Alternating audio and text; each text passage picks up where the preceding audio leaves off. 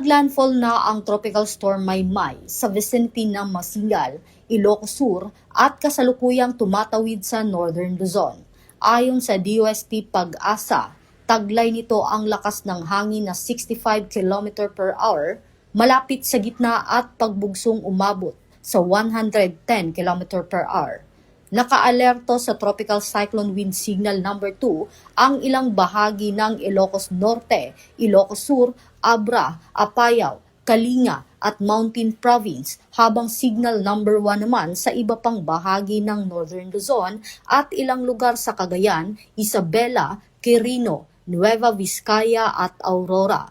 Pinapayuhan ang publiko na mag-ingat sa malalakas na ulan, malalakas na hangin, pagbaha, at pagguho ng lupa, lalo na sa mga lugar na madaling maaapektuhan ng mga panganib. Patuloy na makinig sa mga opisyal na abiso ng DOST Pag-asa at lokal na otoridad at sundin ang anumang evacuation o safety instructions.